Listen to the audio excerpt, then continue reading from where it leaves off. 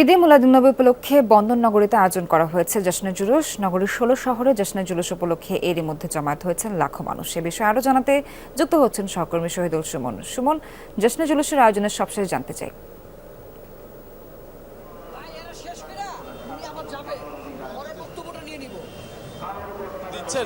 আল্লামা সৈয়দ মোহাম্মদ সাবের শাহ তিনি এই মুহূর্তে নগরীর মুরাদপুর এলাকা অতিক্রম করেছেন। কিন্তু দেখেন আপনি এখনো পর্যন্ত লাখো মানুষ কিন্তু যতদূর চোখ যায় অনেকেই কিন্তু এখনো পর্যন্ত জুলুসের যেই পিছনের অংশ সেখানে রয়েছেন এবং সেই মানুষের সংখ্যা যদি আমি বলি ৭০ থেকে ৮০ লাখ, যেটি আয়োজকরা দাবি করছেন। সেই জুলুসটি আসলে সারা চট্টগ্রাম জুড়েই আসলে আমরা দেখছি। সুশাসন, সুদৃঢ় আর্থিক ভিত্তি, সুচিন্তা, সবার জন্য সিটি ব্যাংকই ভরসা।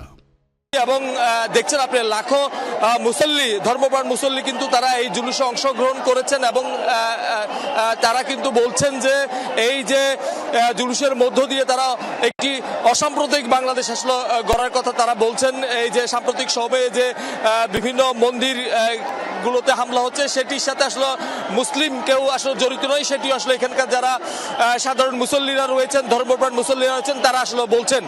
সব মিলিয়ে সকাল 10টা নাগাদ আসলে এই জুলুসের যেই মূল আনুষ্ঠানিকতা সেটি আসলে জামিয়া হামিদিয়া সুন্নিয়া মাদ্রাসার যে খানকা শরীফ রয়েছে, আলমগীর খানকা, সেখান থেকে আসলে শুরু হয়েছে এবং সেটি শুরু হয়ে নগরীর বিভিন্ন গুরুত্বপূর্ণ সড়ক প্রদক্ষিণ করে এই মুহূর্তে রয়েছেন নগরীর মুরাদপুর এলাকায়। সেটি কিন্তু আরও কয়েকটি গুরুত্বপূর্ণ সড়ক প্রদক্ষিণ করে আবারও একই পথ অতিক্রম করে সেটি কিন্তু জামিয়া হামিদিয়া সুন্নিয়া মাদ্রাসায় শেষ হবে।